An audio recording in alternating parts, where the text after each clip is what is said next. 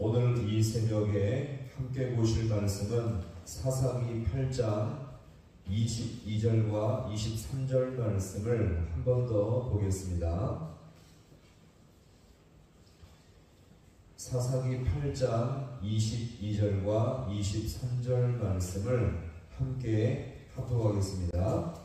그때에 이스라엘 사람들이 기드온에게 이르되 당신이 우리를 미디안의 손에서 구원하셨으니 당신과 당신의 아들과 당신의 손자가 우리를 다스리소서 하는지라. 기드온이 그들에게 이르되 내가 너희를 다스리지 아니하겠고 나의 아들도 너희를 다스리지 아니할 것이요 여호와께서 너희를 다스리시리라 하니라. 아멘.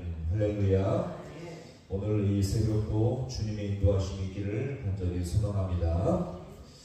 기드온이 미디안 두 왕들을 용기 있게 물리쳤을 때 이스라엘 백성은 보였던 반응은 기드온 당신이 우리를 왕으로 다스려 달라라는 것이었습니다. 즉 수백 년 동안 노예로 살아왔던 노예 근성의 모습이 이스라엘 백성에서 다시 나오게 된 것이었죠. 자, 그러나 그들은 이방 나라들처럼 절대 권력과 힘을 가진 왕을 추앙하며 살아갈 자들이 아니었고 지금까지 인도하신 여호와 하나님을 참된 왕으로 모시며 살아가야 할 백성들이었습니다. 자, 그런데 여기서 그들은 다른 이방 사람들처럼 기드온에게 왕이 되어달라고 요청을 하게 된 것이었죠. 자, 기드온이 이 말을 들었을 때 만약 그에게 권세와 성공의 목이 말라 있었으면 그 요청에 선뜻 반응을 했을 것입니다.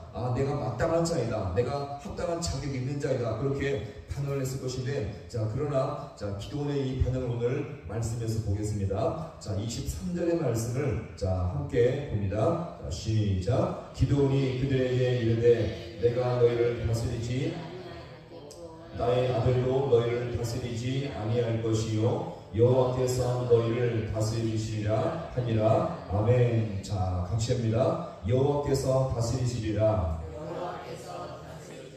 자, 이것은 무엇을 말합니까? 하나님의 통치가 진짜 이 세상을 위한 통치임을 이 기드온이 말씀하고 있죠. 성도들이 진짜 추구해야 할 통치는요, 하나님의 통치요 주님의 다스리심을 믿고 살 수 있기를 간절히 소망합니다. 기드온은 여기서 이스라엘 백성이 요청한 그냥 왕이 되어달라는 것에 대해서 단호하게 거절하게 되었죠. 자, 여기서 기드온이 거절한 이유가 무엇입니까? 자신은 왕의 자격이 없고 왕에 대해서 관심이 없다는 단순한 이유 때문이 아니라 정말 하나님이 다스려야 진정한 나라가 될 수 있음을 여기서 분명히 볼 수가 있는 것입니다.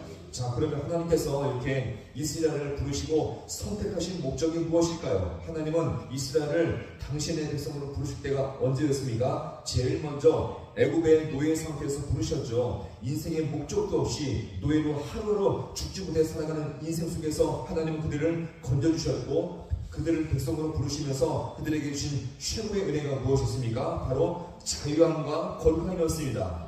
같이 한번 해볼까요? 자유함과 거룩함.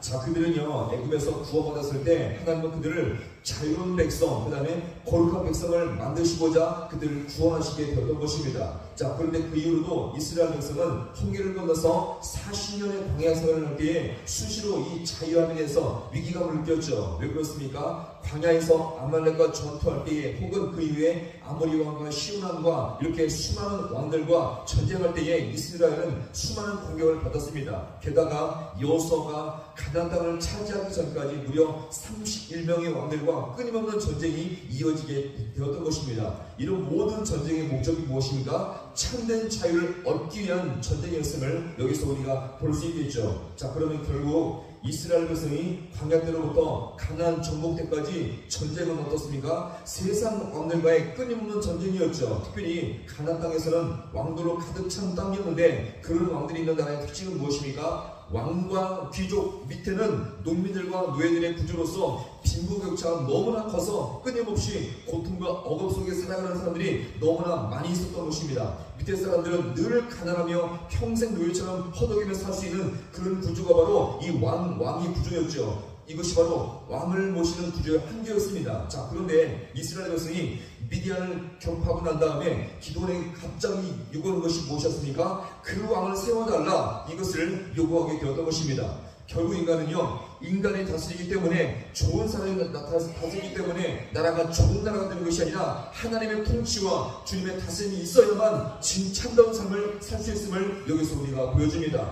또 하나님께서 그들을 구하여 가나안 땅에 살게 하신 목적을 한번 가만히 보시기 바랍니다. 하나님은요, 이스라엘이 더 이상 이방 나라들처럼 왕이라는 제도 밑에서 노예처럼 사는 것을 원치 않으셨죠. 하나님께서 주신 은혜는 바로 이 귀한 나라는 은혜 안에서 참된 자유를 통해서 서로 아껴주며 서로 보호해주며 서로 섬겨주는 사회를 원하셨고, 또한 어느 누구도 소외당하거나 다운을 당하는 그런 나라를 원치 않으셨고, 거룩한 성도, 참된 성도가 되게 될 수 있기를 주님은 원하시게 되었던 것입니다. 바로 이런 하나님의 공동체, 하늘나라 맛보기의 공동체를 세우고자 하셨기 때문에 하나님께서는요, 이렇게 전쟁을 통해서 세상 왕들의 모든 나라를 무찌르게 하셨음을 여기서 우리가 보여줍니다. 따라서 세상 왕들이 있는 나라는 그렇게 무너지며 한계가 많다는 것을 바로 이스라엘이 온 나라를 점령하면서 이 모든 것을 체험하게 하셨던 것입니다. 자, 그렇다면 오늘 이스라엘 백성이 진짜 사모하고 갈망해야 할 나라는 바로 하나님을 왕으로 모시는 나라, 하나님의 나라, 주의 능력과 말씀이 통치하는 그런 나라가 바로 진짜 은혜의 나라임을 여기서 우리가 보여줍니다. 그 나라 안에서 참된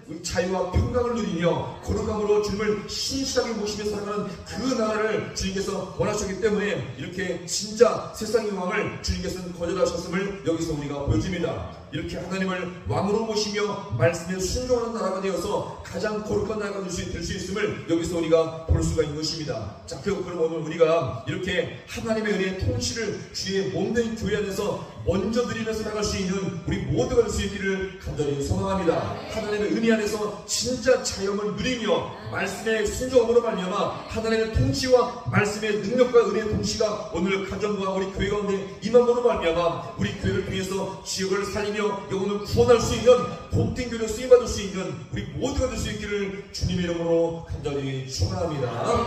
기도하시겠습니다.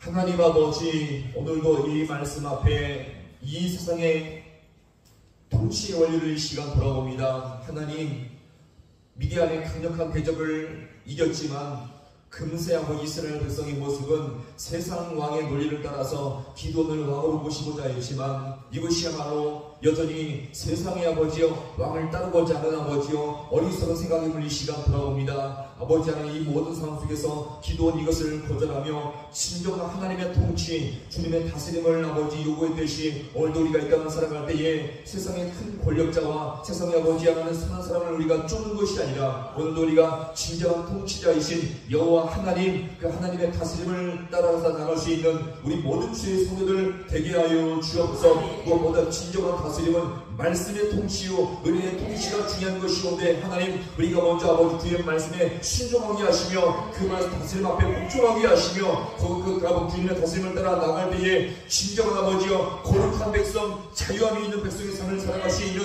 우리 모두가 되어지게 주님께서 함께하여 주시옵소서. 주님의 통치를 따라 나갈 때에 아버지 하나님의 교회 안에서 은혜와 자유가 있게 하시며 회복과 고침과 고침이 있게 하시며 모든 삶 가운데 더욱더 주님의 아버지 귀하신 은혜와 능력을 받으며 살아갈 수 있는 우리 모든 주의 성도들 되게 하여 주옵소서. 모든 것 주님 앞에 간절히 바라고 예수님의 이름으로 기도하옵나이다. 아멘.